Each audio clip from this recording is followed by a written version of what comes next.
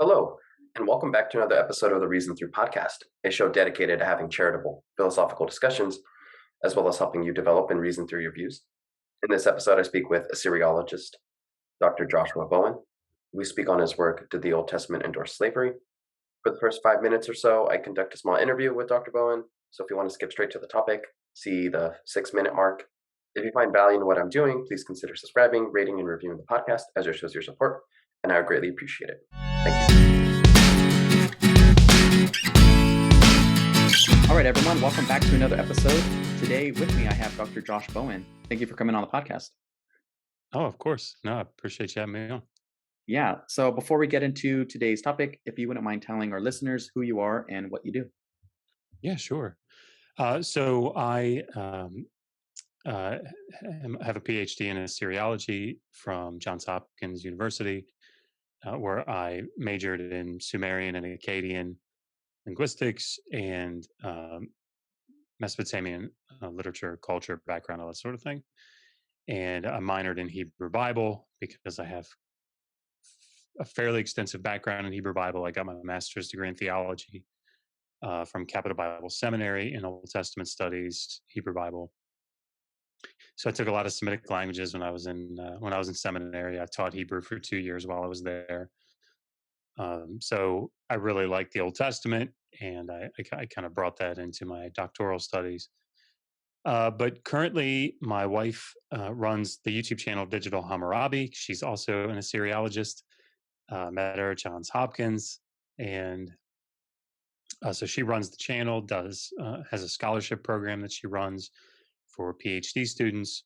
And at this point, I'm sort of like a part-time contributor, and because I have a full-time job, so that takes up a lot more of my time than maybe I would like, but that's yeah, that's what we do. So online I focus in on talking about the Old Testament, talking about the ancient Near East, how those things intersect, how the Hebrew Bible isn't this document that was sort of created in a vacuum, but was I don't know, conceived of and formulated based on ancient Near Eastern, particularly ancient Near Eastern mythology. And so you can see a lot of the echoes, a lot of the allusions, a lot of the borrowing, intertextuality, those sorts of things, and what that means, um, in the broader picture, both for something like Christian apologetics, or fundamentalism, or more broadly, those that appreciate the uh, the text of the Hebrew Bible, which I do. So So, how did you get into Assyriology? Uh, yeah, and like kind of your background before that, even before grad school, and then your PhD program. But were you always just interested in history in general in grade school? Yeah, so how did that kind of come about? no, I was kind of a slacker, really, all throughout high school. Which is frustrating, I'm sure, to my mother, but I guess she's happy how it sort of turned out. But I was an evangelical fundamentalist Christian for 26 years. I got saved when I was 6 years old, and the only thing really that mattered to me, really through my teenage years, was going to church, and and serving the Lord, and eating chicken nuggets at McDonald's. Like those are the two big things that really focus of my life. Everything revolved around them. So I used to count how much money I had in my bank account based on how many 20-piece chicken McNuggets it was. I got like 7 20-piece chicken McNuggets in there now. So um, yeah, it's a little embarrassing. But I got out of high school with like a 2.495 GPA, which is not good. And I joined the military, and it's when I joined the Air Force that everything just completely turned around. And I realized that I wasn't a complete moron, because I had to study electronics. And once that happened, it's everything sort of took off. Yeah, when I got into the military, I had to study electronics, and of course I was never into math. I was never into science because I just assumed I wasn't good at it. And what happened very quickly is that when I realized I wasn't the stupidest person on earth, and I was really into the Bible, I started to study Greek. I really had a thing for languages, so I started studying Hebrew. And then once I got into Hebrew, it was just all downhill. I started studying Aramaic, Akkadian, Ugaritic, Syriac, and of course that took me through my master's program. And it wasn't so much that I was into the history so much, because I was a fundamentalist Christian. So like history wasn't a big problem because I had my Bible. Like, what else do you need, right? I got it. I know what history was. This is the only history that matters. Um, and so things about like the wider ancient Near East or Mesopotamia, like it wasn't really my thing. Um, but then it became clear that understanding that fuller background was going to be really, really important, understanding the Old Testament. And then when I got to Hopkins, I fell in love with Sumerian. My advisor was a Sumerologist, and he's brilliant. And he just brought me along. So I feel like I got more and more esoteric as I went, right? Like Greek, then Hebrew, then Aramaic, then Akkadian, then Sumerian. And then once I did Sumerian, I'll stop talking. But once I did Sumerian, and then it was like, well, there's normal Sumerian, but then there's like high level literary Sumerian. I wanted to do that, but then there's a lot of people do that, but then fewer people do liturgical, Sumerian. And then, but even the people who do that, there's this unorthographic phonetic writing of liturgical Sumerian, and nobody does that. So I want to do that. So I have a problem, is what I'm saying. So Well, very cool. It's kind of cool how it kind of turned around for you in that way. I guess like going from, I guess like a lazy student to, a hardworking individual that, found a yeah, passion, I suppose.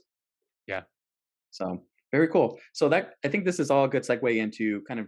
So you had talked about a little bit about your history, and a good segue into our topic, which is one of your recent books, because you have a more recent book. But did the Old Testament endorse slavery? And so this is a kind of seems like it's a hot button issue, controversial mm, problem, or right. I guess issue for some. And but yeah, just if you want to briefly kind of talk about a little bit about the overview of the book. And so that's one question. Another question is, what was part of your motivation for even writing the book in general? Yeah. So once we came on YouTube, I started off really just sort of talking about the ancient Near East and giving all kinds of little fun facts about it. But I started dabbling a little bit into my other passion of the Old Testament, and there were a lot of people that were really interested in that, obviously. And somebody very quickly brought up this debate that was going on between Cosmic Skeptic and another YouTuber by the name of What Do You Meme, and they were having videos like back and forth or whatever about this topic of slavery. And listening to both of them, I agreed more with what Cosmic Skeptic was saying, and though by no means did I agree with everything that he said. And I've talked to him about it actually since then, and but certainly didn't agree with what the Christian apologist, what do you mean, was saying. And sorry, um, and so I decided I was going to weigh in, and of course I just we had a smaller channel, and so I thought, well, I'll do these videos, and whoever can use them can use them. And they seem to have a pretty decent response. Not huge, but enough. And I thought, you know what, I've done all this research into this specific topic, so um, I'm going to just go ahead and put it into a book format. So if you read the book, it's very much, in a lot of ways, reminiscent of the video series that I put out. There's more detail in it, and it's structured differently, but that was sort of the motivation for writing it. As you say, it was such a hot button issue, and when I put it out, um, it really was something that was, I think, fairly well received. Now, of course, there were a lot of Christian apologists, several of them friends of mine, but that had a very hard responses to it. And it's okay that they're wrong. It's okay. I'm okay with that. But half kidding. But no, I think that it fulfilled the purpose that I intended, which was to have a book that was easy to read, easy to digest, wasn't too long, wasn't too strenuous. Something that somebody could hold up in a discussion and say, "Hey, look, I don't have time to go into this with you, but just read this book, and it wouldn't be some incredibly daunting um, volume for people to consume. I just an example, I get asked about monotheism and the development of monotheism in the Hebrew Bible quite a bit, and Mark Smith has an amazing book talking about the development of monotheism. But it's, you can recommend it to people, but the problem is that it's so dense. And I don't mean that as like a shot to him, because I mean it's the nature of the beast what he's writing on.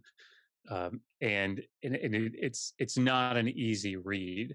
And so, I probably, I suspect that more often than not, when I recommend it, people aren't actually going and reading it. And I don't want that really from any of the books that I write. So I want it to be something that somebody can recommend, and the person can say, listen, seriously, it's not that expensive. Just go pick it up, and it won't take you that long to read it. It'll give you the information that you need. It'll cite all the scholars. And then if you want to dig deeper into it, there's always this motto that I have, and that is leave them wanting more, right? And that's sort of my goal in these books, is to leave them wanting more. Yeah, no, perfect. And I know I was saying off camera, but it is a very easy read. I was able to read it in a matter of a couple of days, um, and just very digestible and objective. And I think what I liked most about it, well, maybe not most, but you weren't writing this necessarily to persuade someone or prove anything. It's more, or not even your, or writing in your own judgment about like how slavery was, what was going on within that time. It's just all very factual things, and something that I definitely appreciate about it from a descriptive point of view. So yeah, let's get into the topic. So overall, yeah, let's go into the overview of what slavery was like in the Old Testament, and kind of broader in the ancient Near East. And then yeah, we can move into some of the verses that are in the Bible, and then yeah, we'll go from there. Cool. Yeah. So, I mean, I think from the outset, what's good for people to understand is that there's not this huge gulf between what we see in the legal sections of the Hebrew Bible and what we see in the law collections of the ancient Near East. There's there's there's not a lot of distinctions to be made. Now, that doesn't mean that there aren't any, and that doesn't mean that there's this, monolithic, set of rules about slavery or something. But there is I think there's something to Raymond Westbrook's idea that there's this, who's a legal scholar from the ancient Near East, um, who has this idea of there just being this sort of um, legal tradition that stands behind um, the different law collections that we see in the ancient Near East, including the Hebrew Bible. So I think right off the bat, people that, particularly Christian apologists, that are coming to the text, that are trying to argue for, well, let me come at this a different way. What's the problem? Right? This is the big thing. What's the issue? If somebody says, and I hear it all the time, right? I'm sure you do too, and the audience probably does as well. An atheist or a skeptic will say, "Hey, there's slavery in the Old Testament." Like, look, and the reason that they're bringing that up is not, I don't think, usually to say, "Oh, the people were awful," right? Or like the ancient Israelites were bad people or something. I don't think that's why they bring it up. And I don't actually think that it's to say, at least initially, I don't think it's to say that the God of the Old Testament is like a big meanie, right? Or that he's some moral monster. I don't think that's usually why people bring it up, at least when it's part of an argument. Normally, in my experience, uh, the reason that atheists or skeptics bring this up is it's in the context of the discussion about the morality of God and the morality of the unchanging aspect, the objective morality aspect of the discussion. So, the fundamentalist Christian, usually the Christian apologist, will say, we need to, this is how I usually hear it. You atheists don't have any objective ground to stand on for your morality. Where do your morals come from? And again, this is how I normally see it, as sort of a punch back. is, well, okay, so what? Your God is the objective ground of all being, right?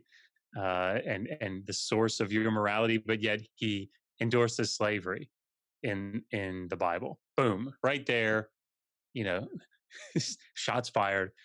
And so what ensues is almost almost without exception, in my experience, the Christian apologist will say, "Yeah, but you don't understand the context of slavery." And it was indentured servitude. It was like a job. It was them getting out of debt. I mean, I saw it in a Twitter thread this morning. Like, it's exactly the same almost every time. And so, what else could they do? It's become more sophisticated, at least in more general arguments of late, even though it's not a new argument. People will say, like, well, God was condescending to the people. He couldn't just take slavery out. It was part of the economy, and how things would have fallen apart, and so on. And that's sort of the argument. Well, the reality is obviously not so pretty, right? And not just in the Old Testament, not just in with the ancient Israelites or the Hebrew Bible, but with all of the ancient Near East. Basically, there was two, probably.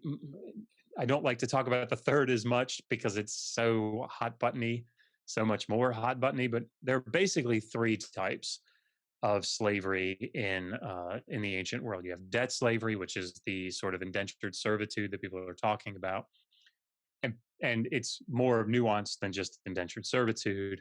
But basically, what it is slavery that is contingent upon the repayment of a debt. That's it. So there are lots of different ways that that could take shape. But if somebody owed a debt, they couldn't repay it, they could be taken into this form of slavery, uh, and oftentimes um, it was just to repay that loan. So the way that the law collections often deal with this is they set a time limit. And the reason that they do that is because when a person is taken as a debt slave, um, there are a lot of loopholes for the master, right? For the person that temporarily owns that person. And one of the big ones is that if somebody takes someone else as a debt slave, now not only is their debt accruing interest and having to be repaid, but now they can tack on things like room and board, right? They can add on these additional things, including the interest over time. And what happens is, if there are no checks or balances put in place, that debt slavery can just immediately or very quickly turn into chattel slavery, in the sense that, essentially speaking, because with the debt accruing, they're not making enough. Let's say that the master says, all right, you're making $10 a day to pay off your $100 debt, but I'm charging you $15 a day for interest and room and board. And I was, well, now you're never going to pay off that debt. And so debt slavery could easily turn into chattel slavery and indefinite slavery.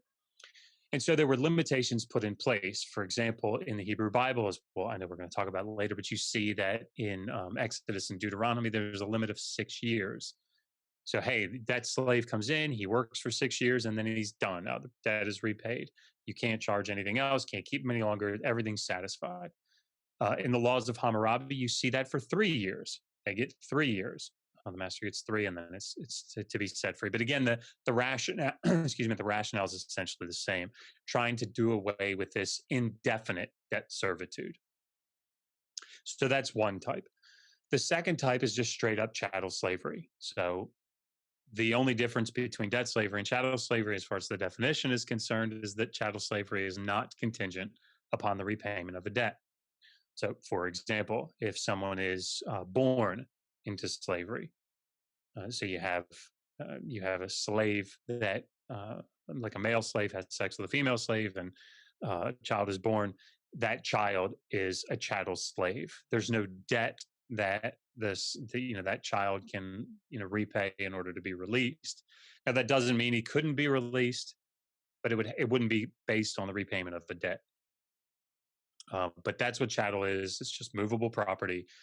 So you have debt slaves, you have chattel slaves, and then you have sex slaves, and that's really the one that I tend to not talk about as much because it's not always pertinent to the discussion, but it's there, and you see it in the Hebrew Bible, you see it in the ancient world, and essentially what that is the way it shows up in the laws of the Hebrew Bible and in Exodus.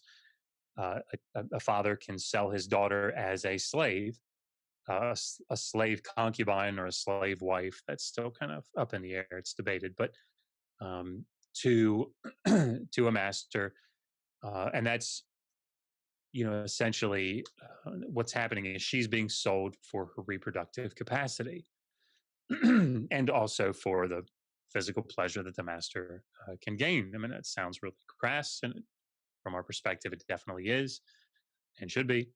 But that's there it is. So you can see it also in Deuteronomy when a captive, you have captives, and a man says, "I see this beautiful woman. I want to among the captives. Want to take her as a wife." I mean, this is sex slavery, right? This is now she is made a wife, uh, but I mean, this is not something that is consensual, right? Because consent really wasn't something that was considered in the picture. But those are the big three: debt slavery, chattel slavery, and sex slavery. Okay, so like just to recap, the first type of slavery that we see in the Old Testament and kind of in the wider ancient Near East is indentured servitude, which was the reason why a person would go into slavery was because they owed some type of debt, and this is the way that they were to repay that debt. Hmm. And they usually capped it as a way to not it reminds me of like there's an episode. It just popped in my mind like The Walking Dead. I forget in one of the episodes where I forgot her name. She gets rescued by these people that are in a hospital, and she has to work off her debt, but then Mm. the debt keeps accruing because she has to use the supplies, she has to use the bed, she has to use all that. In my mind, I'm like, man, she'll never pay off her debt. So it's kind of something Yep. that's like that. And then from there, you have chattel slavery, which is slavery that's either you're kind of born into, or I mean, I guess taken right from, Mhm. like, as plunder or something, or Mhm. um, war. And then you have one that's kind of sex slavery, which is the selling of a father selling their daughter as a concubine to another person. So, which Yep. is really bizarre, when you start thinking about that kind of stuff. So there you start seeing kind of like the tension starts being pulled, at least within these kind of Yes. discussions, right? So kind of for one, it's kind of like, well, why would God allow this? So yeah, that kind of move into the laws within Exodus and kind of how they apply to Israelites, I believe, and then non-Israelites, because Yeah. there is a distinction between those between the two. So yeah, Yeah. So I'll just sort of walk through it, and I'll do it a little generally, and if you want me to go any deeper, let me know. that's good. Essentially, the chapter, it's Exodus 21 is the first legal section that talks about this. It's part of what's called the Covenant Code, and we think pretty reasonably that it's the oldest. um, and essentially, the text begins the laws section, the custom section after the quote unquote Ten Commandments. You start with what's called the Mishpatim, the laws, the customs, and it starts with slavery. So verses 2 through 6 first deal with a male slave, a male Hebrew slave. So you have a fellow Israelite goes into debt or is sold or sells himself to you as a slave.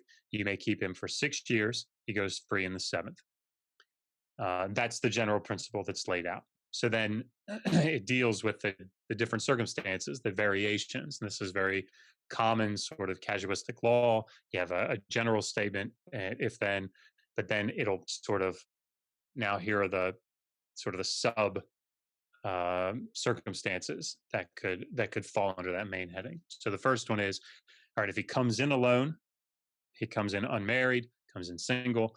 Then when he leaves single. Simple enough. If he comes in married, so he's already married when he is taken as a debt slave, then his wife and any children that they have already when they come in go out with him. They're released. So it's come, you leave as you come, right? Uh, However, if a male debt slave comes in single and the master gives him a wife, ostensibly a chattel slave, female chattel slave, and they have children, the wife and the children remain with the master. They are his property. So when the male slave leaves, he can go, he can exercise his right to freedom after the 6th year. However, he has to leave his wife and his children behind. And so then the text describes, well, if he loves his wife, he loves his children, and loves his master, then he can undergo a ritual where his ear is probably pierced, deformed in some way, be it a tag put in or a piercing or some sort of identifying mark on the ear so that somebody could identify him then as a chattel slave. So he goes and has this ritual done to his ear, and he becomes the permanent slave of that master. So that's it. He changes his status from a slave whose slavery is contingent upon the repayment of a debt to a slave that there is no more debt that this is contingent upon. He is just a permanent slave. And so that's how you deal with, that's how the law deals with the male Israelite debt slave. So it's just talking about Israelite male debt slaves. Then the text moves on in verses 7 through 11. I'm hoping I'm getting all these verses right. I'm pulling them from my memory, so I apologize if I get some of them wrong. But deals with the female, the daughter that is sold. So a father goes into debt, and instead of him, or one of his sons or something, he can sell his daughter to the creditor to satisfy that debt. And when he does, there are rules that follow. So, the master has the owner, the husband. It's probably not a husband, but the man that is taking her as probably a concubine has certain rules. He has to he can't sell her to a foreign people. Like, he can't reduce her just to slavery. He has to provide her with these three things, these three types of provisions. Even if he gives her to his son as probably as a wife, he has to treat her as according to the status of daughters, the custom of daughters. If he does not provide these things, then he must allow her to be redeemed. And so, essentially, she is being sold to repay this debt, and the incentive is not only the sexual pleasure of the master, but also the reproductive capacity. Right, so he could utilize her to produce more slaves. If he so desired, or just to keep her as a concubine, right? I mean, these are the options. So then the chapter has some varying laws. Talks about kidnapping, which everybody likes to bring up as some sort of death knell. 2116 is you can't kidnap a person or reduce them to slavery, and so they say that and go, well, case closed. There's no slavery. Well, I mean, it's sort of a silly thing to say. Just because it's illegal to steal cars in the United States doesn't mean that it's illegal for people to own cars. It's a sort of a non sequitur. Yeah. At any rate, so then the text, when you get to verse 20 and 21, deals with the treatment of slaves. And these are probably debt slaves, but the text isn't specific about that. But I tend to think that they are. And what the text says is, if a man beats his male or female slave with a wooden rod and they die immediately, then that master, that owner, is to be punished. And the word there, punished, probably means death. It's debated because the Hebrew word that's used there, in every other place that we see it, means like death, blood, vengeance, death. The problem is that in that particular context of Exodus 21, there's a perfectly good word that means death penalty. So that's why there's a debate. But I think it probably means death. However, excuse me, verse 21 says, if he survives a day or two, which probably means survives a day or two and either dies or lives. I don't think it's specific. Certainly, ancient interpreters understood that in one way as dying after 2 days, not dying immediately. Then there is to be no punishment for the master because he is his. And the word there that's used in the Hebrew is kesef. And the word kesef can mean silver, it can mean money, it can mean property, it can have that nuance. But essentially, I think the way that most scholars would interpret this is that, look, this is a debt slave that, it's two things. First of all, it's perfectly understood, expected, and encouraged that slaves would be beaten with wooden rods by their masters. No question about it. Like, this is not debated. You can go to Proverbs 29 and see that this is like what it's sort of like, what else would you do as a master? Like, if you don't beat them, if you don't inflict corporal punishment on a slave, what other incentive do they have? If they're a chattel slave, they're there, right? And they're there indefinitely. Even if they're a debt slave, you only get them for 6 years, and they know that, right? You can't extend the term of service. And so then how do you get a slave to do what he's supposed to do? That's their rationale. Interestingly enough, in the new book that I have out, the Atheist Handbook to the Old Testament, I have a chapter on slavery where I go into some new things, and one of them is making a comparison between the laws about slaves in the Hebrew Bible and the laws in the antebellum South. And interestingly enough, and I guess unsurprisingly, the rationale is quite similar. This same sort of tension exists. How do we get slaves to do what we want them to do, but yet protect the humanity of the slave? And that's what's going on in the text here. How do you protect the humanity of the slave, keep them from being outright abused, but yet protect the master's right to motivate them to do work? That's the tension. And so that's why the law exists this way. Essentially, I think it was Jacob Milgram, I can't remember, who said, be careful how you discipline your slaves. That's the message. Obviously, you're going to discipline them. Just be careful how you do it, because if you beat them to death, then there's going to be punishment that falls on you. And it's the same rationale. Again, it's the same rationale that you see in the antebellum South. Anyway,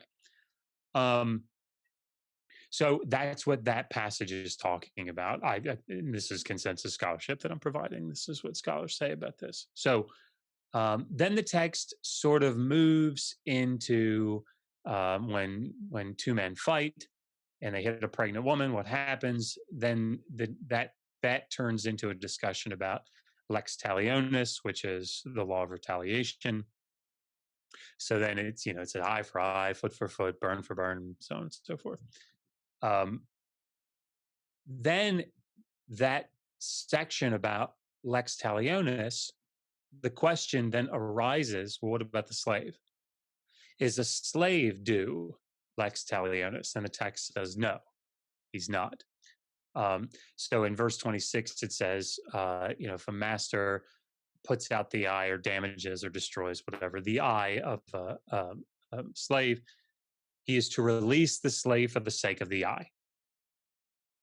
So we read that, and I hear Christian apologists say this all the time. Oh man, that's a good deal, right? Let's say it's like month 2 of his 6-year term of service, and the master beats him. And probably the idea here, by the way, is that, obviously you can read through the laws of Hammurabi right around 200. There's a whole law 200. There's a whole stream of laws about what to do if you put out the eye of a person and who puts it out, put out the tooth of a person and who puts it out. Those are valuable appendages. The eye and the tooth, you get like 60 shekels of silver I think, in the laws of Hammurabi, if I'm remembering that right, which is a serious, it's like 6 years worth of work. I mean, it's a big deal. Um, and so this is the rationale here, I think. So if you put out that very important, appendage, well, that's worth the 6 years of service. So it's one for one, right? You put out the eye, that's what it costs, right? Um, the problem is, while that might, I mean, it doesn't sound good, but while that sounds like maybe in the context of the ancient world, like, hey, they're really looking out for the slave. Look, he's got to set him free. And I've heard people say this for something as minor as putting out the eye or knocking out a tooth. Like, guys, that's not minor. This is not minor stuff. Um, uh, Part of this probably has to do also, maybe not directly, but maybe, uh, this is evidence that the master was not disciplining them, because you don't discipline someone by hitting their face. You abuse them by hitting their face. The back is where the wooden rod is supposed to go.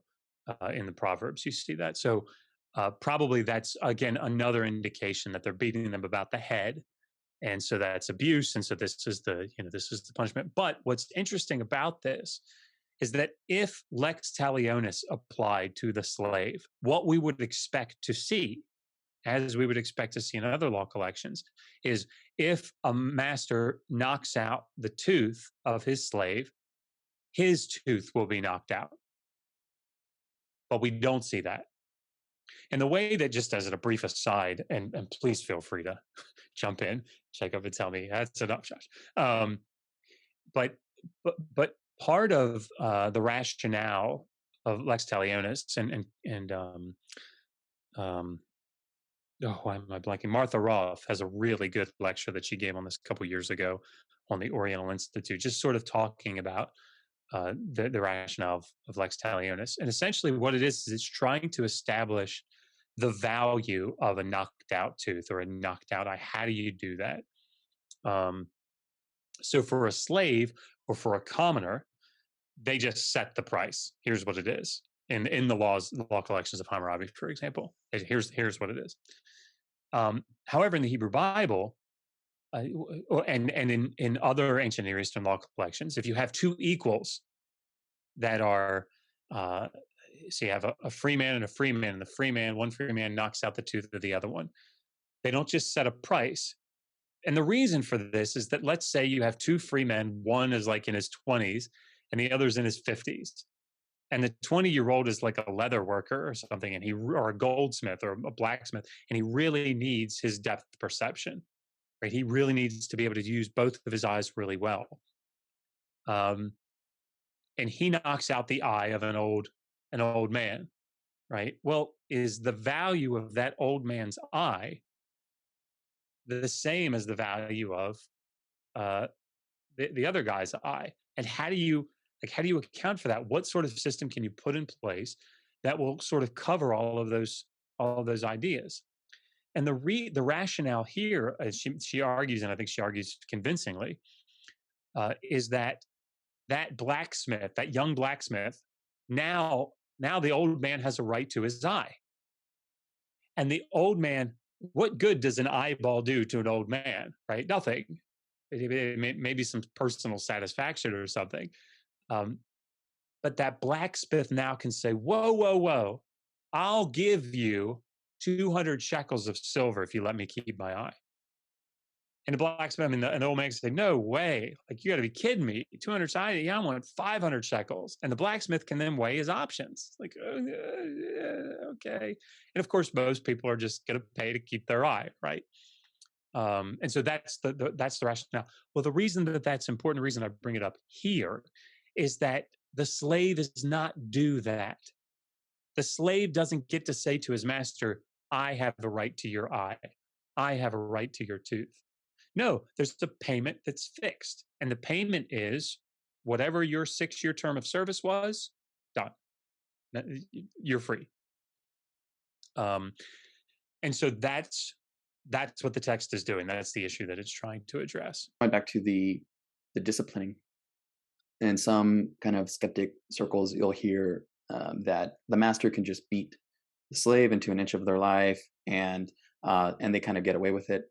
I guess one of the things that so I don't want to say this is like a reframing of things, but something that you don't think about. But some of those laws. So, for example, like if the master was trying to beat or hit, like bust out an eye, whatever, damage an eye, damage a mouth, that usually implied, right, that, or that seems to imply that they're trying to no longer discipline, but essentially might like kill their slave. Um, and so, in some sense, it's a way to protect the slave, I guess, grant slave rights. Yes. And so, so that's a very interesting kind of framing of that, because that kind of gets lost a little bit. And so, um, Yeah, I think we need to be careful on both sides, right? So I hear so let's just stick legally for a second. Ray Westbrook makes the comment again. He's an ancient Near Eastern law scholar. He died in 2009. Um, but he made the comment that the law collections, even in the Hebrew Bible, are not always uniform when they are talking about or considering the value of the slave or how the slave is to be treated. In some places, the slave is treated under property law. So that passage at the end of Exodus 21, where it talks about if an ox gores a man, um, if he gores a man and there's been neglect, then lex talionis applies. However, if he kills a slave and there's been neglect, it's 30 pieces of silver, right? 30 shekels of silver. So that they're treated under property law because that's probably the cost of a slave to replace the slave, and that money's paid to the master. Um, However, in the Exodus 21:20 to 21, same passage, it sure seems like in verse 20 that the debt slave is being treated more under family law, where there's actual uh, punishment to the person that abuses the slave. In other words, they're not treated strictly as property. The slave is not treated strictly as property. And so the nuance there, being able to see both aspects of this. But this is something that we need to pay attention to, because there's a difference between what the law intends and what that law actually, the net effect of it, I suppose. And the best example, I think, comes from the antebellum South. Because if you look at the laws in the antebellum South, most people don't know this. Certainly I didn't. Most people that I talk to don't know this. Um, that you weren't allowed to abuse your slave in the antebellum South. And you weren't allowed to just kill your slave in the antebellum South. And in fact, uh, if you if you killed your slave, like if you murdered your slave, uh, and it was proven that you murdered your slave, uh, the penalty was the same as if you had killed a free white person. Now, I dare say that no Christian apologist will say, well, look, slavery in the antebellum South wasn't that bad. Right? They won't do that. Thank God they won't do that. But this is the same principle that exists in the Hebrew Bible in Exodus 21. And because that's what's happening, the law is trying to keep the master from abusing his slave. Now, the problem, of course, in the antebellum South is that, well, that didn't get carried out, right? For example, who's going to be the witness that's going to come and say that was abuse that brought about the death?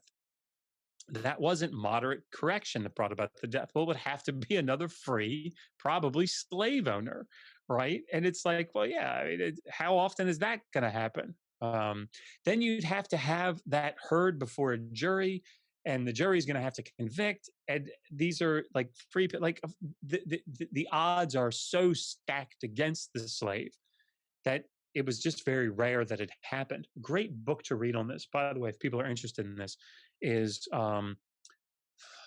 slavery, the save slavery laws and the South, I think is what it's called. It's by Thomas Morris, Morris. Um, and yes, slavery laws in the South, something like that. It's terrible.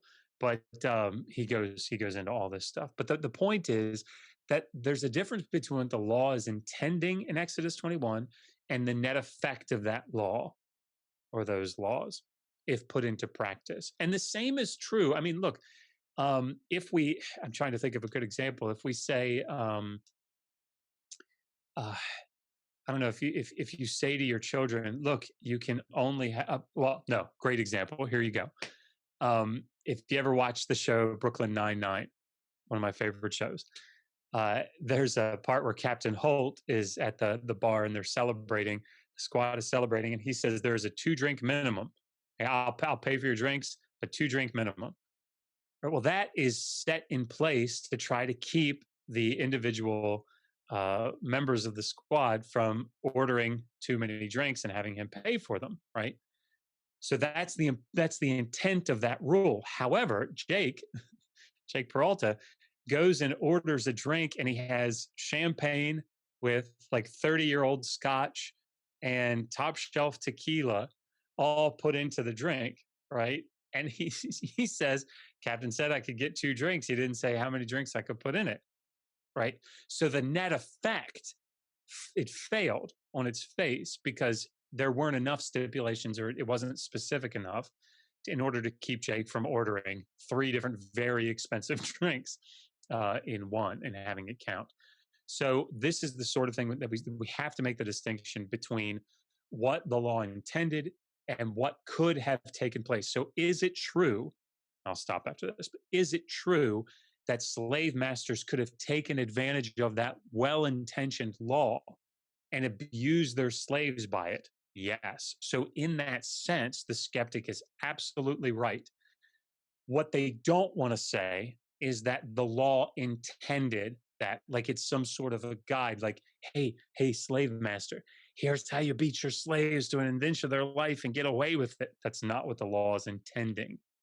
So there's a distinction that we have to make. Perfect. No, I think well said. And yeah, absolutely. So yeah, that's kind of, now that we kind of highlighted what was going on through the passages of Exodus. Let's see, moving on to Deuteronomy and seeing kind of talking about how the law develops and what gets changed, I guess, or modified as time kind of goes on. Yeah, so there are 3 main legal sections that deal with slavery in the Hebrew Bible.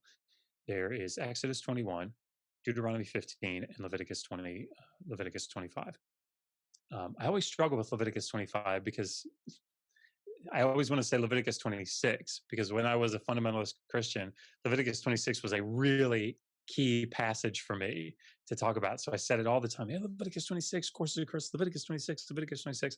So it's taken me a while to work out of saying Leviticus 26 and saying Leviticus 25. Anyhow, so that's probably the chronological order in which they were written. So Exodus 21, the Covenant Code, Deuteronomy 15, probably in the late 7th century, and then what's called the Holiness Code in Leviticus 25, which came later. All that's sort of up in the air specifically when those things would have come into being, but that's not really important. What is important is their relative sequence.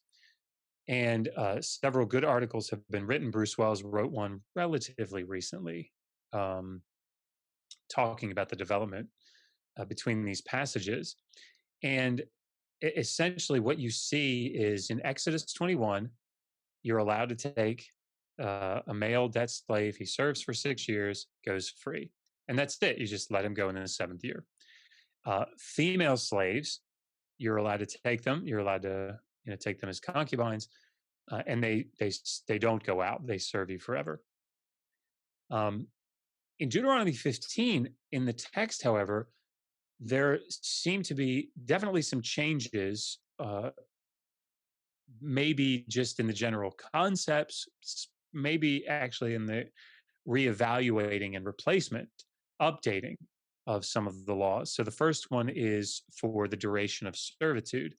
So a slave is taken for 6 years in Deuteronomy 15 as well, released in the 7th. However, when he is released, he doesn't just get set free. The master is to provide for that slave liberally from his flock, from his vineyard. In other words, what he's supposed to do is you've got a slave that was probably came in a state of poverty, can't pay off the debt. Now he's worked for you for 6 years, so he hasn't been making that money, right? So now you're going to set him free for what? He's going to go into poverty again, probably pretty quickly, because he has no working capital. And part of the book of Deuteronomy is trying to establish that the nation of Israel is going to be the head of the nations and not the tail, right? So you see, it's setting this situation up so that Israel is top dog. And part of the way that they're going to do that is you don't want a nation of in debt poor people. And this is not just in the Old Testament, by the way. So if you look in the ancient Near East, you see that, for example, King Hammurabi is a famous example of this, but certainly not the only one. It's a tradition that there were certain times that the king would declare that all debt, slavery, all loans that citizens had taken out, all those things all debts would be forgiven, just wiped clean. And the reason for that is it's a couple reasons, but one of them is economic. The greater, this disparity between the rich and the poor, the less well off the majority of the nation is, and so this is trying to establish this principle of protecting the the weak, protecting the weak and underprivileged. So this is what we see in the Hebrew Bible in Deuteronomy 15.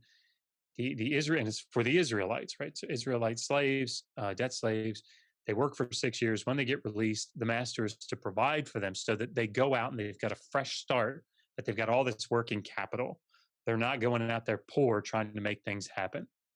And again, this is to establish this nation of well-to-do, secure, economically people. So that's one development that you see. The other is a little debated. So the text has this little tack on. It says, when it talks about release and everything, you will do this also for your female slaves, which is new. It's not something that's in Exodus 21. Some people debate whether this is supposed to be no longer can you take female Israelite women as concubines like you could in Exodus 21. You just had to treat them as regular slaves and release them in the seventh year. Others would say that maybe Exodus 21 isn't dealing with general female slaves, and that Deuteronomy 15 does.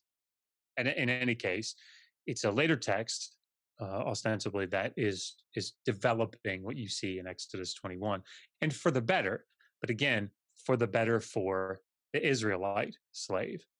We're not dealing with foreign slaves here. Right. And so I just wanted to, I guess, catch up on that a little bit. So specifically, like, you go into indentured servitude, you serve your 6 years, and then presumably the master at that time was supposed to help you not go back into debt, which is why That's right. These those laws were put into place. But that only applies to your fellow Israelites. It didn't, or Yes. Hebrew. It didn't apply to other slaves. So how did that look for those slaves? I guess foreign slaves or chattel slaves. Yeah. So part of the issue here, I think, is trying to understand is the distinction between, or the question, perhaps, in what way, and this is a very difficult question that is still debated hotly, in what way do these laws reflect the actual laws of society in the nation of Israel? So are these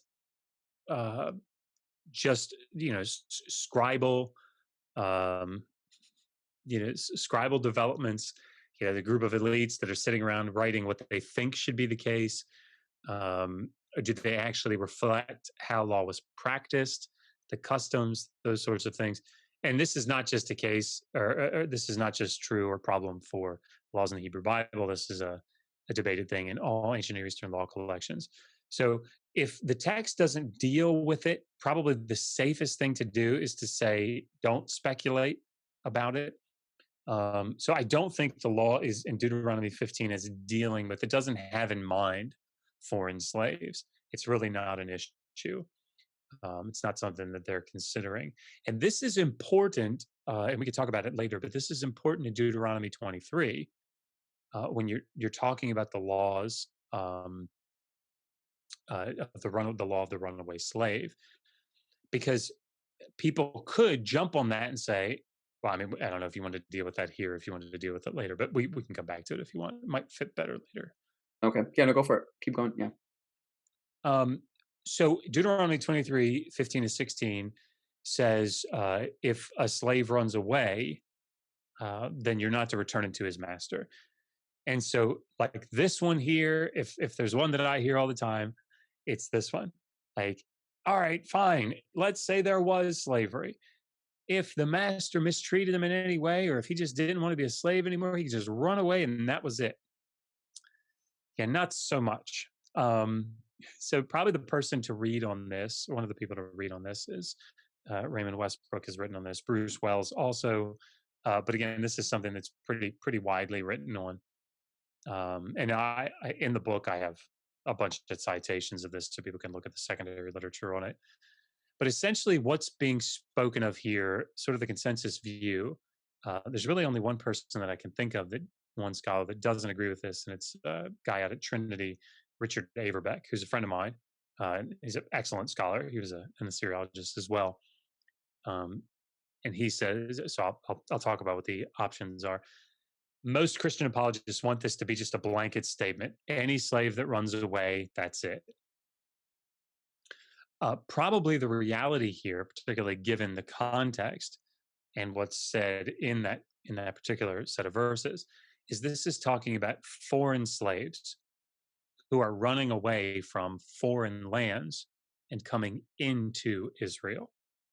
So the picture that's being described here is that you've got, let's say you've got Samuel the Israelite, who is, working his farm, whatever, living his best life, and all of a sudden, from Moab or Edom, or one of the surrounding nations, in pops this dirty, disheveled runaway slave, right? This foreign, this Moabite.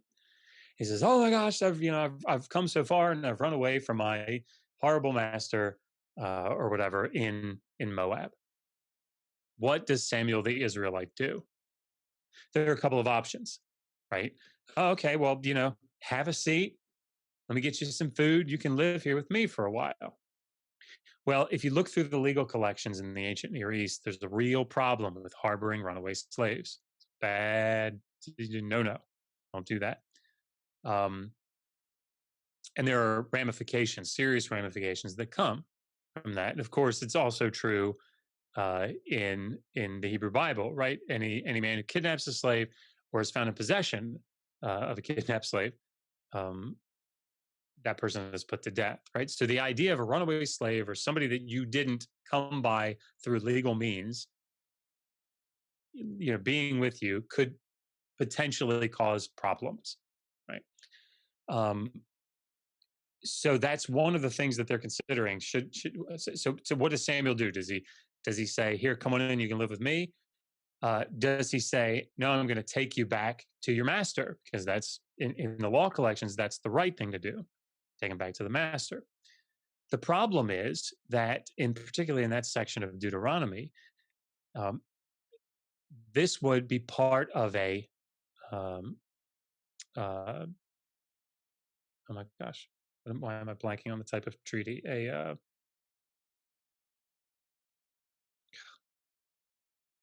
I can't believe I'm blanking on what type of treaty it is, but it's a treaty between two nations, right?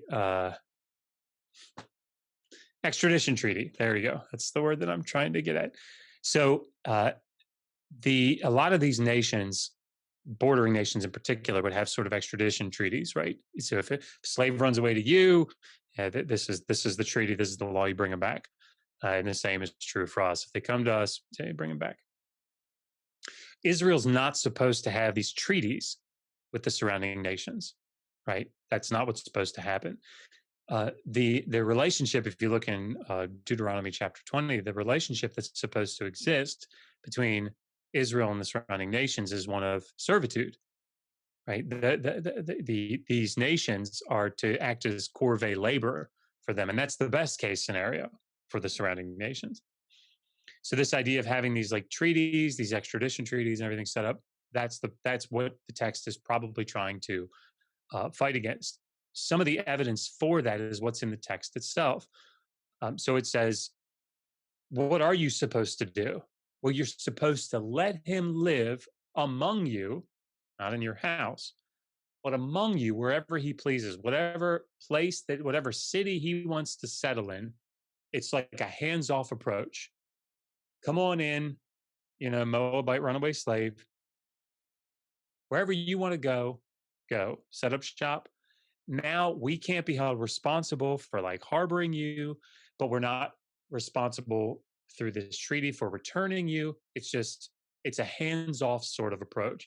Now you're not allowed to oppress them. That's the big thing, right? You're not allowed to oppress them. And I think that's a big deal because oppressing them would ostensibly be making them a slave yourself. And again, I think probably some of that comes back to you're procuring them in a way that wasn't through legal means, because they're owned by this other master. And so I think that's probably part of the issue. So the fact that it says he can live in whatever town he so chooses is indicative of this is not an Israelite. Because if this were an Israelite, you would expect that the text would say he goes back to his property. So let's say Samuel Israelite is sitting there, farming his land, and Jacob Israelite from like the tribe of Judah comes running up to him and he says, "Whew, I made it away from my terrible Israelite master." Well, you don't say to Jacob from the tribe of Judah, "Whatever city you want to live in, man, go ahead." No, he would go, if he's actually free, if he's actually, now the debt is canceled, he's released. Now, Jacob from the tribe of Judah goes back to his land that's been allotted to him, his portion. So this is what has led scholars to say, this is probably the fact that this is in the section of Deuteronomy that's going to really be problematic with having these types of treaties. And you have this language of wherever he wants to stay, just give him a hands-off approach, don't enslave him, don't oppress him.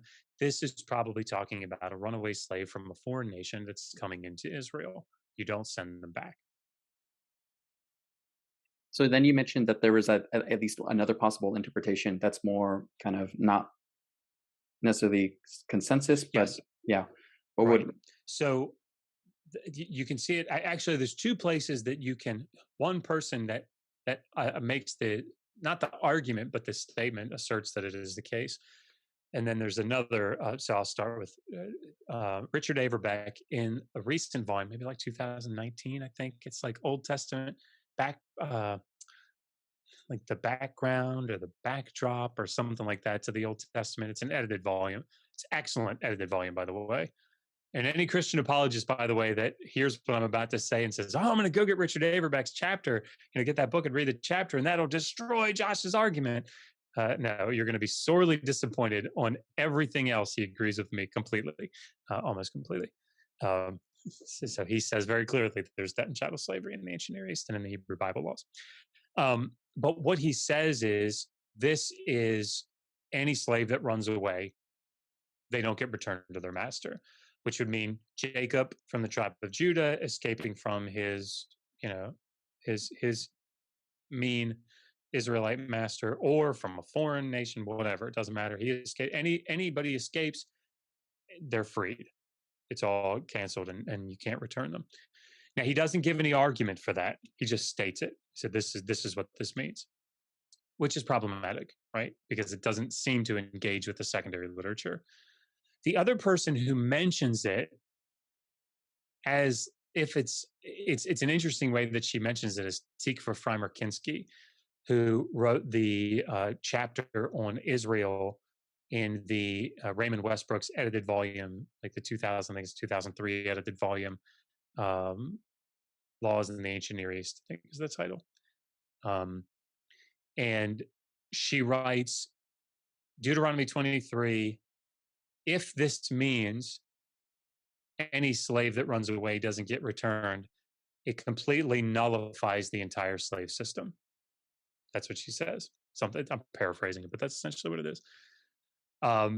Which is true, which is another reason that scholars think that that's like, why do you have laws about slavery if slavery is essentially just nullified by this?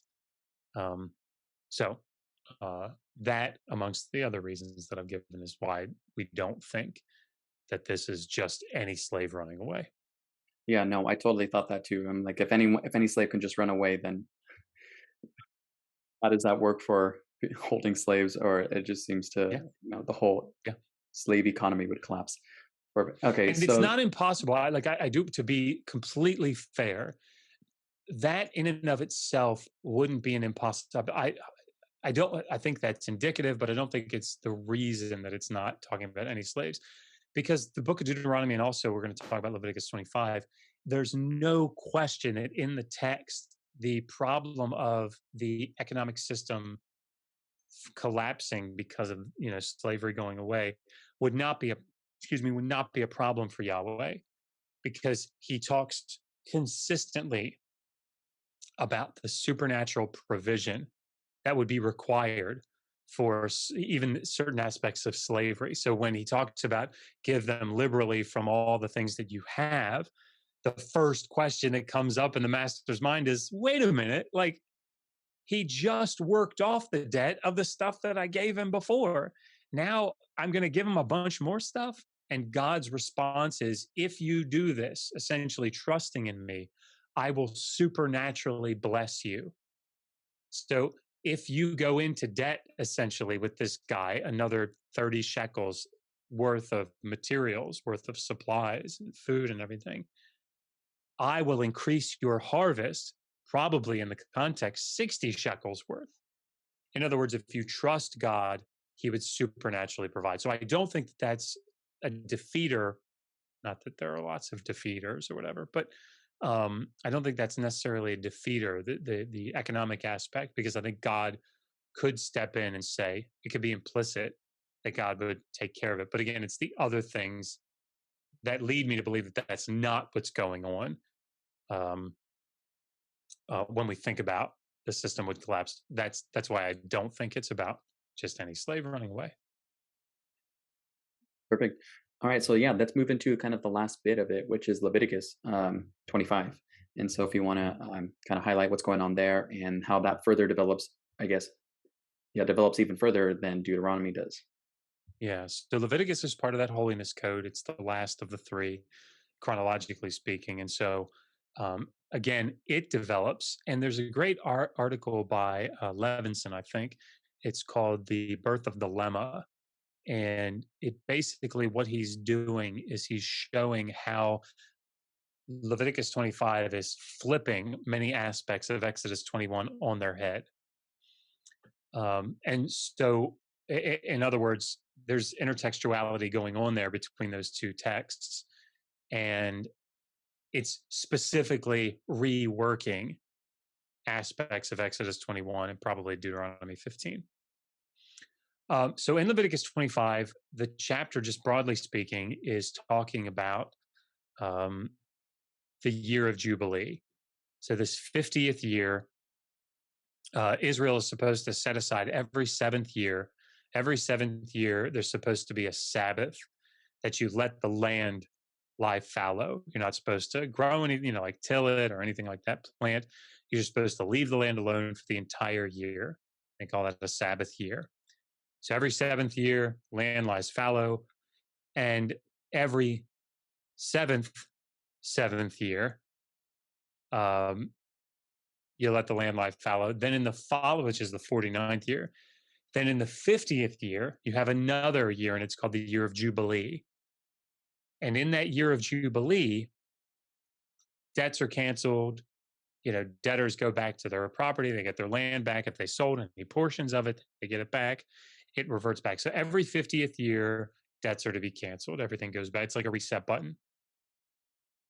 So in that context, Leviticus 25 sets up 3 different scenarios for an Israelite that falls on hard times. So he takes out a loan. He can't repay it. You're supposed to give him a loan at no interest, right? He sells off part of his property. He can't, and so you just keep it until the year of Jubilee, and then it goes back to him. If he becomes so destitute that he has to sell himself, you're not supposed to treat him as a slave. You're supposed to treat him as a hired worker, and he stays with you until the year of Jubilee, and then he and all his family go back. But those are all Israelites, right? This is an Israelite that's falling into poverty. So in that context, there are a couple things we need to recognize. First of all, the text is emphatic that you're not supposed to treat a fellow Israelite as a slave anymore, debt or otherwise, which is significant because the text is developing. The text, the people that are writing the text are developing in their mindset. Israelites are special, and they're so special. Fellow Israelites are so special that you can't treat them. It's a bad thing to treat them as a slave. That's important to recognize because a lot of Christian apologetic arguments say like, oh, it's just such a great thing. Yeah, I'd be your debt slave under the laws of the Old Testament. No, you wouldn't. Because if we're following the latest, right, in Leviticus, if you're falling under that class of Israelite, they say that it's not a good thing to enslave your fellow Israelite. So if the text stopped there, we would have a better case, a decent case, I think, to say that like morality's developing, like they're starting to have these moral developments and becoming more sensitive to it and saying slavery is not a good thing. We shouldn't be enslaving one another. The problem is that the now famous verses 24 or 44 to 46, which say, as for your male and female slaves, whom you can have, you purchase them from the nations around you or from the tenant farmers that are living in your midst, or their children. They will be, they're your property. You can keep them forever, pass them on as inheritance. But your fellow Israelites, you must never treat ruthlessly. You must never treat in this way. And so essentially what the text is doing is the text is saying, it's anticipating, again, like go back to our Samuel Israelite. Samuel's being told, hey, you're farming, you give a loan out to Jacob, and Jacob can't pay back his debt. And so now it used to be that you'd take him as a debt slave for 6 years. Easy peasy lemon squeezy, right? Now the text is saying, no more. You can't take him as a debt slave any longer. Jacob's going to come and he's going to work for you like a hired worker, which, by the way, is not like much better, but it is better, right? He's earning some wages. Interestingly enough, Bruce Wells, just as a side note, the article that he wrote on this is showing how actually this might be a sort of subtle, underhanded way of making things worse for the Israelites. But the text is, if we're looking at like the canonical text, that's not what you pick up from the text. You're probably picking up that you can't treat the Israelites in this way. It's bad. However, Samuel then says, well, now hold up. Where do I get my slaves then? If I can't get them from Israelites, where do I get them? Well, if you want slaves, it says, get them from the nations around you, and from tenant farmers that are living in the midst of you. In other words, let's say you've got Moabite Frank, right? Right? He takes a loan out from you and he can't pay it back, and you take him as a debt slave. There is no mandatory release in the 50th year for him. There's no mandatory, you have to treat him as a hired worker. These people and war captives certainly fell into this category, plunder, taken. The text isn't specific about how they come about, but if they're coming from the nations around, or if they're coming from tenant farmers living in the midst, they are not subject to the 50th year release. They can be kept as permanent property. They're treated as, the Hebrew word there is achuzah, and achuzah is the word that's used for landed property. It's like inherited property. And so that's how they're treated. That's why that's so significant, because these are chattel slaves, proper chattel slaves. That achuzah one, the property, the word for property shows up a lot. Well, let me do it. Let me do it this way. The biggest one that I hear outside of the ones that I've said is now property. We hear that in Leviticus 25, 44 to 46. And we hear, oh man, you have them as property. Man, well, that must mean that you can treat them as a beat up old couch. You can just, do whatever you want with them. They are your property. And but you know what? That's not really what that means. And they always tie it back to the language of purchasing or buying.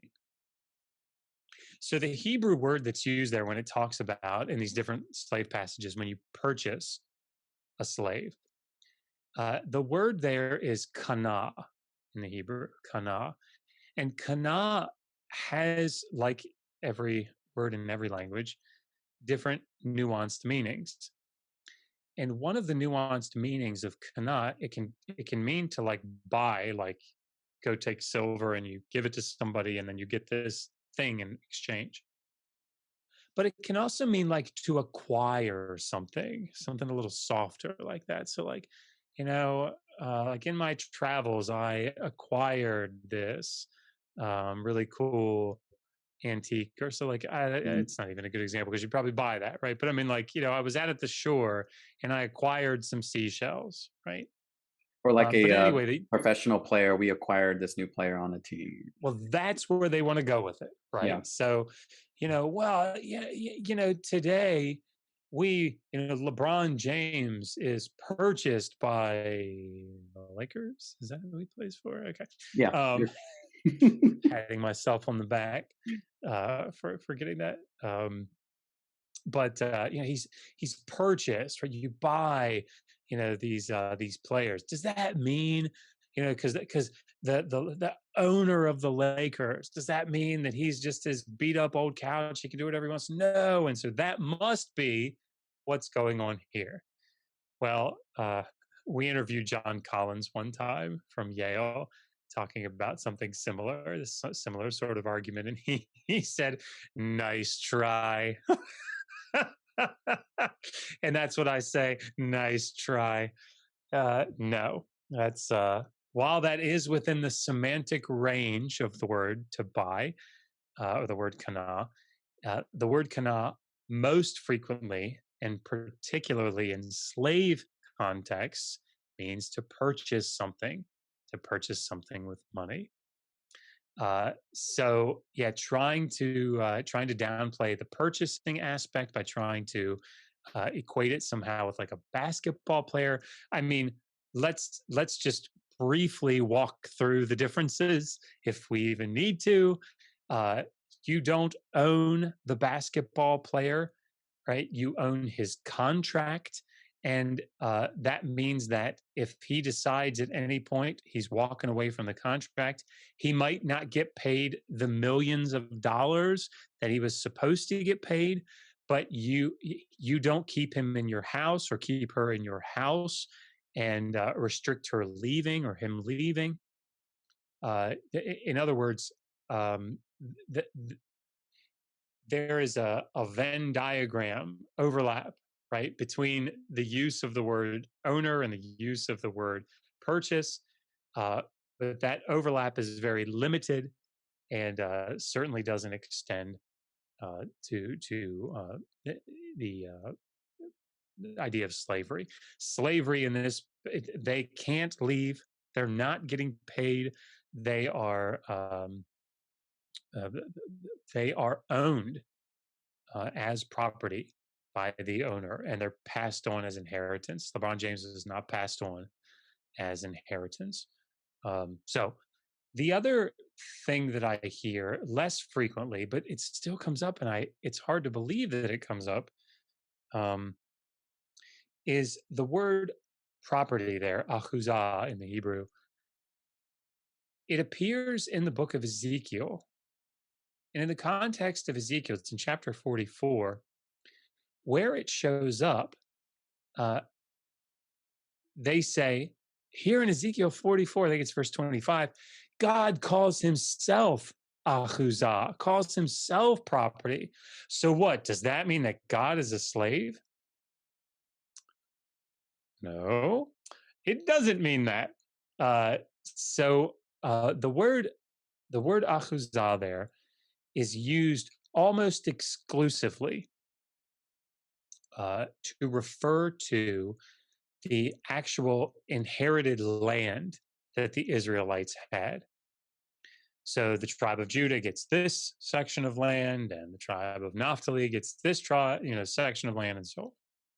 And within that, each clan, and then each down to the family get these portions of land, and that land is called their achuzah. It's called their inherited landed property. And what that means in the context of Leviticus 25 is, let's say that, back to our Samuel the Israelite, he sells off an acre of his land in order to make ends meet. That's his family's land. And that means that when the year of Jubilee runs up, that land reverts back to him. It has to stay in his family. It's part of his inheritance. So the tribes of Israel all got achuzah. They all got landed property, except for the Levites. The Levites didn't get that landed property. They had, as it was, so they didn't get that land. And on that land that you receive, you can grow your food, right? You can graze your animals, and so you can survive. You can use that to generate income. Well, the Levites, who are serving in the tabernacle and then in the temple, would be thinking to themselves, hold up, like, what about us? How are we supposed to make our living? And this comes up in Ezekiel. This sentiment comes up in Ezekiel 44. And what Ezekiel is saying here is God is speaking.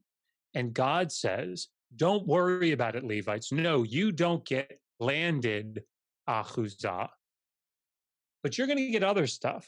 For example, all the other tribes are going to come and make sacrifices at the tabernacle and at the temple. And you're going to get a portion of all those sacrifices, right? So you get a part of the grain offering or whatever, you get a part of that, meat offering, you get a part of this. In other words, they're going to support you. They are going to use their achuzah, their landed property, to bring you your food. So, in other words, sort of vicariously, I'm going to make it so that you're going to use their achuzah, their landed property. And the way that God describes that is he says, I am your achuzah. I am your landed property. In other words, I've established a system through the worship of me that you are going to receive all these. I'm going to sustain you through them worshiping me. I'm going to sustain you. That will be your inheritance. I will be your inheritance. So it's metaphorical, right? So, but that's the aspect of it. There's no idea of slavery here at all. There's no the only reason that slavery factors into this in the minds of Christian apologists is that Leviticus 25:44 to 46 uses the word achuzah to refer to the slave. It's the only place where a human is called achuzah. And the reason that they're called achuzah, landed this inherited property, is because they become part of the estate. They become passed down. Their children become passed down. And so they become part of that landed property. So making the connection between Achuzah and Yahweh and slave is just it doesn't work. It's a non sequitur. There is no connection. So Yeah, and that's why I guess it's so important to have like an exegetical and hermeneutical, yeah, well-rounded. When you're doing the text, you have to have these contexts in mind.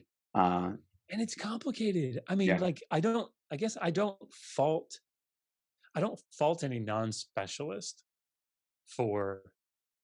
I think it's, and I say this a lot. I think it's amazing the tools that we have available to us today. So if you don't know Hebrew, you can still go online, like to what the Blue Letter Bible or the eSword or some of these other things, and you can like get the whole verse, and you can see the different Hebrew words. You can see how they're pronounced. You can see all. You can click on it, and it'll show you all the different places that word is used, and that's awesome. And I think it's very admirable, and it's awesome that people are taking an interest enough to do that much work and to like go dig it all out. I'll say as an aside, if you get that deep into Hebrew studies, just come to my channel and learn Hebrew, because I teach Hebrew for free. I have free video lessons up on the channel. Just come learn it. If you're going to dedicate that much time to it, man, just come learn Hebrew. It's not that bad. there you Um, go. Yeah. but I don't knock people at Hmm. all. I encourage them, to do that sort of thing. What I would say though is when you do it, there are so many accessible, good commentaries that you can pick up. So let's say you as a non-specialist, you come out and you say, oh my gosh, Achuzah is used up here in Exodus 44. I mean, Ezekiel 44. Man, I wonder if that means, is that a defeater? Go to the Yale Anchor Bible Commentary series that John Collins is an editor of, and pick up Stephen Cook's. I think he did chapters 28 to 48 or something like that. Like, just go pick it up and look at what he says. Look at the secondary, the other citations that he gives. Look at his argument, because you'll find probably pretty quickly, oh no, I get the context. They can't mean that. It's check your findings with the scholars that know. Yeah, perfect. So yeah, let's kind of move into kind of concluding remarks overall, just about slavery as it relates to the Old Testament and kind of the wider ancient Near East. Yeah, again, it's not that different. And again, if you get the book, what I do is I try to walk through uh, the different slave laws that exist. Obviously, not in like painstaking detail, because that, if you're not really, really interested in it, it'll probably put you to sleep. But it's enough, I think, to get the reader to understand. Okay, so the Hebrew Bible, the laws are not that different. But the other thing that I think is good to sort of mention as a whole is the more another common apologetic that comes up that I deal with in that one, the Atheist Handbook to the Old Testament, in the chapter on slavery, is they go to Matthew 19 and they say, in Matthew 19, Jesus is talking to the Pharisees and he says, they come and they challenge him and they say, wait a minute, Moses gave us, a law to put away our wives with a bill of divorcement, but you're saying that divorce, we shouldn't be doing divorce. And he says, so how does that work? And Jesus' response is, God gave you that law. Moses gave you that law because of the hardness of your hearts. But it wasn't so from the beginning. And so now there's this principle that gets extrapolated. And again, it's an old argument, but it's coming around a lot more. that the law was not intended to be perfect. Of course, we see that sort of language, particularly in Paul, right? Um, that the law is to bring us to Christ, and fine. I mean, but those are theological responses, right? Those aren't going back to the text. Uh, and extrapolating this out and saying, well, this must also apply to slavery.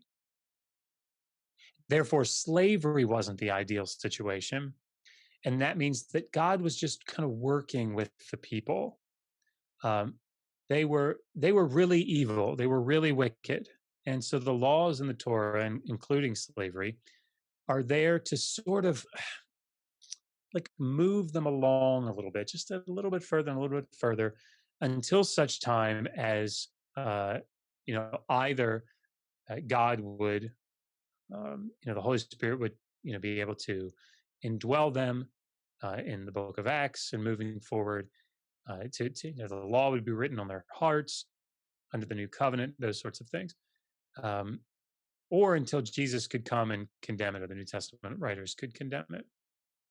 So the problem with this sort of approach is that, one, there's no evidence for it. That's the first one. You don't have anybody saying, so it applied to divorce. Also, it applied to slavery. That's one problem. Second, the sort of economic argument that the economy would have fallen apart doesn't hold water either. Both in, as we already saw in Deuteronomy 15, but also in Leviticus 25, the Israelites are told to do things that are directly detrimental to their economic system.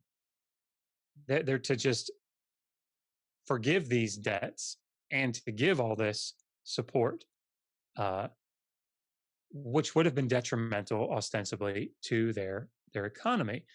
And what God promises is, nope, I will supernaturally intervene and provide for you. And so had God, and that's what he says he's going to do, and that's how he does away with slavery amongst the Israelites, amongst their own. He says, I will supernaturally provide for you. So he could have easily, as God, done the same thing for foreign slaves as well, but he didn't. So that's another problem with that interpretation. And the third is, and I go into this in some detail in the chapter of the new book, is I look at how the New Testament and early Christianity deal with slavery, because there are major verses that come up, like Galatians 3:28. There's neither slave nor free, or Luke, not Luke. No, it isn't Luke. There's one in Luke, but like Jesus talking about the parable of the talents, and how he's giving money to slaves. Boy, that doesn't seem like any slavery I know, and that's a lot of money. Or the book of Philemon is the other big one, where you find Paul is saying, please release Philemon. Or 1 Timothy 1:10 is the other one, where it condemns the slave trade. So all these things, like the New Testament is just, it's, by the time we get there, God's he's condemning it. The New Testament, others are condemning it. Is that really the case? And I won't go into that here, but spoilers, no. and of course, the early church continues on with slavery unabated. Yeah. Perfect. Well, thank you.